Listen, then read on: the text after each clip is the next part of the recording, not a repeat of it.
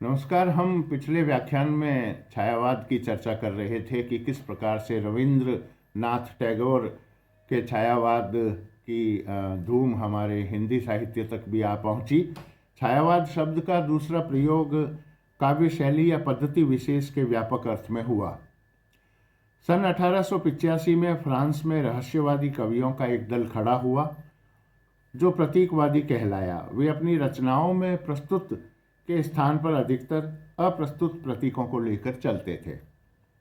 इसी से उनकी शैली की और लक्ष्य करके प्रतीकवाद शब्द का व्यवहार होने लगा। आध्यात्मिक या ईश्वर प्रेम संबंधी कविताओं के अतिरिक्त सब प्रकार की कविताओं के लिए भी प्रतीक शैली की और वहाँ प्रवृत्ति रही। हिंदी में छायावाद शब्द का जो व्यापक अर्थ में रहस्यवादी रचनाओं के अतिरिक्त और प्रकार की रचनाओं के संबंध में भी ग्रहण हुआ, वह इसी प्रतीक शैली के अर्थ में। छायावाद का सामान्यतः अर्थ हुआ प्रस्तुत के स्थान पर उसकी व्यंजना करने वाली छाया के रूप में अप्रस्तुत का कथन।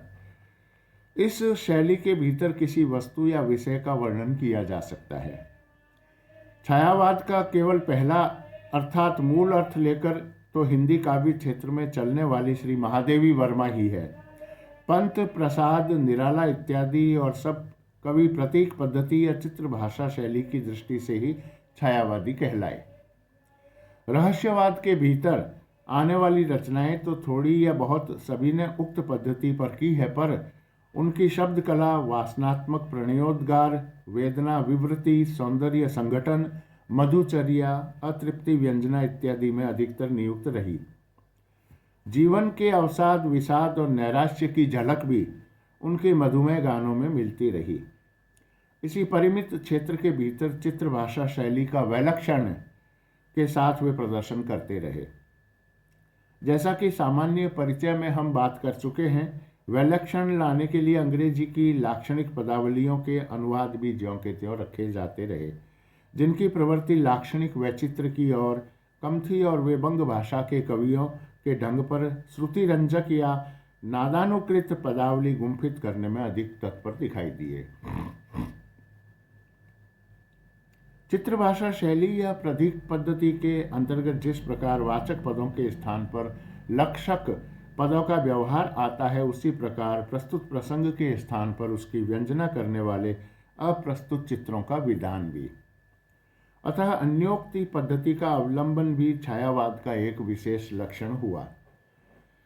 ये पहले कहा जा चुका है कि छायावाद का चलन द्विवेदी काल की रूखी इतिवृत्तात्मकता की प्रतिक्रिया के रूप में हुआ है। अतः इस प्रतिक्रिया का प्रदर्शन केवल लक्षणा और अन्योक्ति के प्राचुर्य के रूप में ही नहीं, कहीं कहीं उपमा और उत्प्रेक्षा की भरमार के रूप में भी हुआ। इनमें से उपादान और लक्षणाओं को छोड़ और सब बातें किसी न किसी प्रकार की साम्य भावना के आधार पर खड़ी होने वाली है। साम्य को लेकर अनेक प्रकार की अलंकृत रचनाएं बहुत पहले भी होती रही थी तथा रीतिकाल और उसके पीछे भी होती रही है। अतः छायावाद की रचनाओं के भीतर साम्य ग्रहण की उस प्रणाली का निरूपण करना आवश्यक हो जाता है, जिसके कारण उसे एक विशिष्ट रूप प्राप्त हुआ था। अगले व्याख्यान में हम साम्य के प्रमुख प्रकारों की बात करेंगे। तब तक के लिए बहुत बहुत धन्यवाद, बहुत बहुत शुभकामनाएं।